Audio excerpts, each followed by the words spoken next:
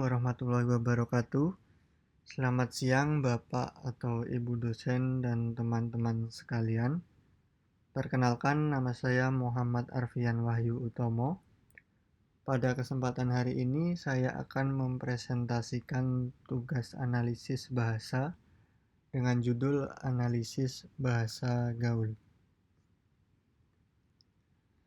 Sebelum masuk ke inti pembahasan, izinkan saya menyampaikan latar belakang dari penelitian ini.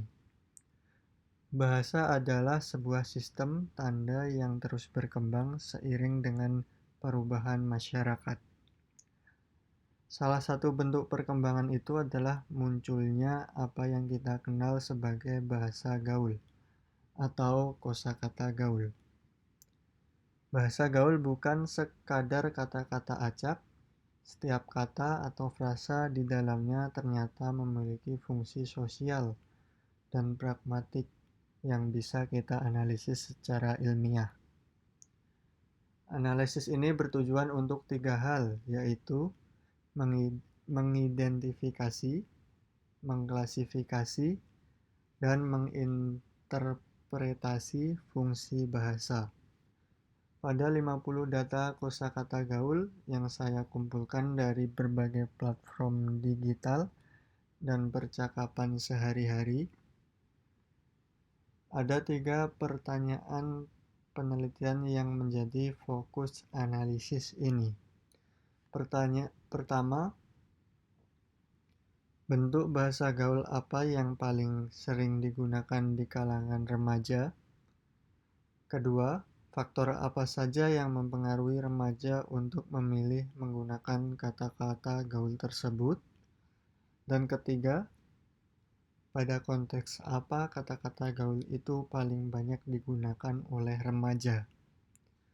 Ketiga pertanyaan ini akan saya jawab satu persatu dalam pembahasan berikut. Untuk menganalisis data, saya menggunakan landasan teori yang relevan, yaitu 7 fungsi bahasa dari Michael Halide. Ketujuh fungsi tersebut adalah fungsi personal, regulasi, interaksional, informatif, imajinatif, heuristik, dan instrumental. Saya memilih teori Halide karena relevansinya yang sangat luas dalam menganalisis bahasa yang digunakan secara nyata dalam interaksi sosial. Teori ini tidak hanya melihat bahasa dari sisi tata bahasa saja, tetapi juga dari sisi bagaimana bahasa benar-benar berfungsi dalam kehidupan nyata, termasuk dalam bahasa yang kita gunakan setiap hari. Selanjutnya, saya akan menjelaskan metode yang saya gunakan dalam penelitian ini. Penelitian ini menggunakan pendekatan kualitatif deskriptif, yaitu pendekatan yang bertujuan untuk mendeskripsikan suatu fenomena kebahasaan secara mendalam berdasarkan data yang dikumpulkan secara alamiah, bukan melalui angka-angka statistik. Data yang saya analisis berjumlah 50 kata dan frasa gaul. Selain itu, saya menggunakan data sekunder berupa wawancara singkat dengan beberapa responden remaja untuk memperkuat temuan. Adapun proses analisisnya saya lakukan dalam 4 tahap, yaitu 1. Memilah data yang relevan. 2. Mengelompokkan data berdasarkan fungsinya. 3. Menjelaskan keterkaitan antar data. Dan 4. Menarik kesimpulan sementara. Sekarang kita masuk ke jawaban dari rumusan masalah pertama. Dari 50 data yang saya analisis, ditemukan bahwa fungsi interaksional adalah yang paling dominan dengan 13 data atau sekitar 26%. Fungsi interaksional sendiri adalah penggunaan bahasa untuk menjalin dan menjaga hubungan sosial. Ini artinya sebagian besar kata gaul yang beredar di kalangan remaja memang digunakan bukan untuk menyampaikan informasi, melainkan untuk mempererat hubungan antar sesama. Contoh adalah kata-kata yang dipakai saat bercanda, menyapa teman, atau mengekspresikan keakraban.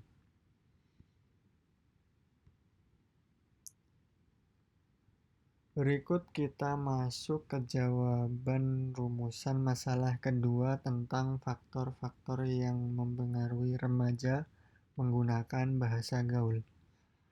Berdasarkan hasil wawancara yang saya lakukan, ada beberapa faktor utama yang teridentifikasi. Pertama adalah pengaruh media sosial, yang saat ini menjadi sumber utama penyebaran kosakata baru. Kedua adalah lingkungan pertemanan, di mana seseorang cenderung mengikuti cara bicara teman-teman di sekitarnya. Ketiga adalah keinginan untuk mengikuti tren komunikasi yang sedang populer. Dan keempat adalah alasan kepraktisan, karena bahasa gaul dianggap membuat komunikasi lebih santai dan akrab.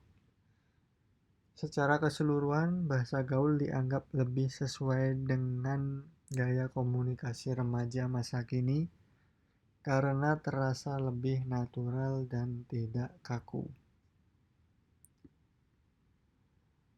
Lanjut ke rumusan masalah ketiga.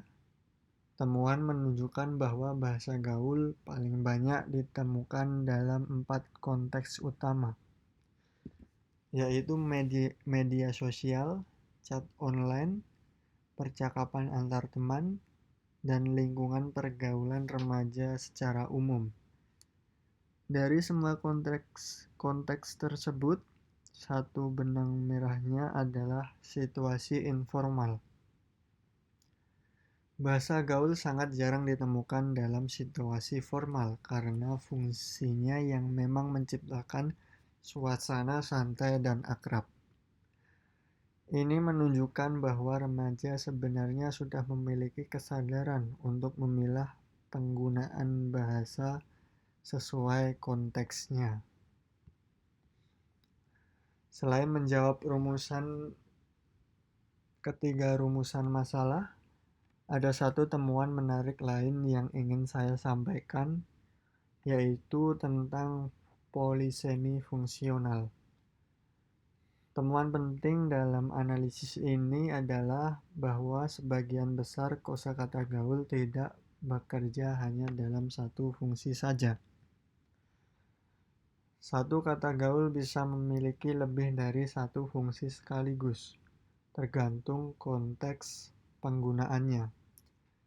Halliday sendiri memang sudah menegaskan bahwa dalam praktiknya, fungsi-fungsi bahasa itu saling terkait dan saling mendukung satu sama lain.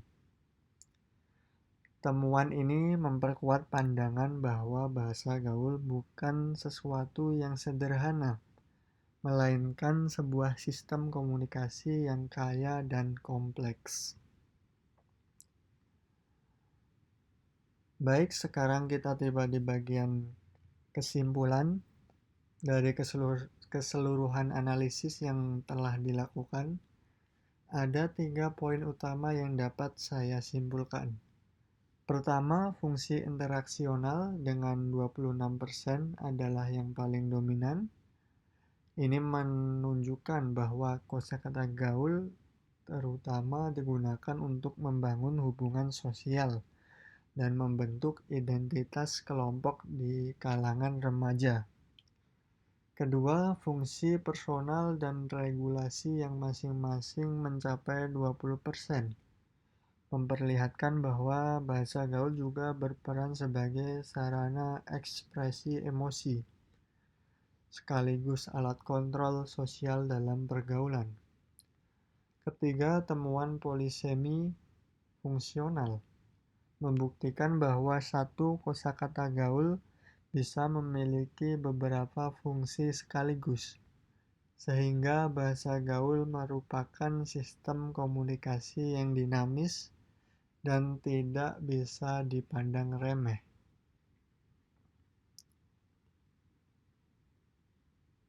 Demikian presentasi yang dapat saya sampaikan mengenai analisis bahasa gaul.